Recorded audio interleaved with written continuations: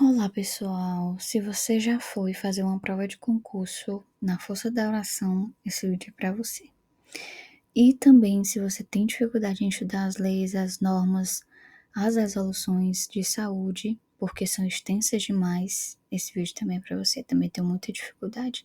Por isso que eu tô fazendo esse vídeo quebradinho sobre a norma regulamentadora 32. Eu já fui fazer prova sem ter lido muitas coisas na íntegra e questões que caem, né? A gente erra por besteira, por vacilo. Então vamos mudar essa realidade. E aí a gente vai falar sobre a NR32 e primeiramente, né, já de cara ela traz sobre os riscos biológicos. Ela vai explicar o que é risco biológico, é toda probabilidade de você se expor a agentes biológicos, né? E quais são esses agentes biológicos? Ela vai trazer quem é, vai dizer o que é o PGR, é o Programa de Gerenciamento de Risco, e também o PCMSO, quais são as medidas preventivas ao risco biológico, as vedações e deveres dos empregadores e também a vacinação dos trabalhadores. Qual é a finalidade da NR32? Estabelecer as diretrizes básicas para a implementação de medidas de proteção à segurança e à saúde dos trabalhadores dos serviços de saúde, bem como daqueles que exercem atividades de promoção e assistência à saúde em geral. Então, qualquer pessoa que trabalha em um serviço de saúde, que promove a saúde, ele se enquadra nessa lei, nessa norma, aliás. Então, os riscos biológicos são todos aqueles que o trabalhador tem o risco de ter contato, né, com um agente biológico. Quais são esses agentes biológicos? Os micro-organismos geneticamente modificados ou não, as culturas de células, os parasitas, as toxinas e os prions. Isso cai muito nas provas. E aí fala também sobre o Programa de Gerenciamento de Risco, PGR, que ao longo de toda a norma ele cita esse PGR, que são medidas adotadas pelos serviços, pelos empregadores, para poder gerenciar o risco ocupacional, né? O risco do trabalhador. E aí ele faz isso por meio da identificação dos agentes biológicos e por meio da avaliação do local de trabalho do trabalhador. E tem o Programa de Controle Médico de Saúde Ocupacional, o PCMSO, que também é tratado em todo o texto dessa norma, que tudo que for relacionado ao trabalhador, de vacina, de teve um acidente, tudo é o PCMSO que vai estar a par disso. Sempre que houver transferência permanente ou ocasional de um trabalhador para outro posto de trabalho, por exemplo, tem áreas, por exemplo, de risco radiológico, risco químico, por exemplo, que gestantes não podem estar. Então, no momento que a mulher estiver gestante, o PCMSO vai precisar ser comunicado porque ela vai precisar mudar de setor para uma área que esteja mais de acordo com a atual situação dela. Que implica em mudança de risco, então vai mudar o risco, né, da mulher, esta deve ser comunicada de imediato ao médico coordenador ou responsável pelo PCMSO.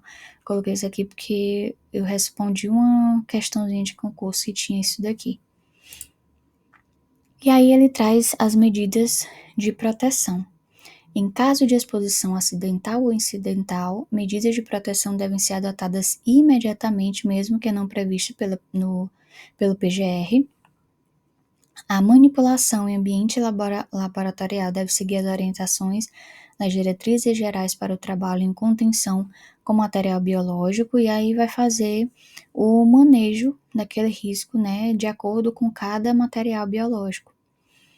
Todo local passível de exposição ele deve conter lavatório exclusivo para a higiene das mãos, provido de água corrente, sabonete líquido, toalha descartável e lixeira, com sistema de abertura sem contato manual.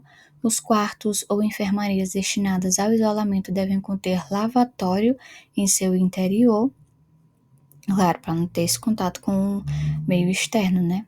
e aí propiciar a disseminação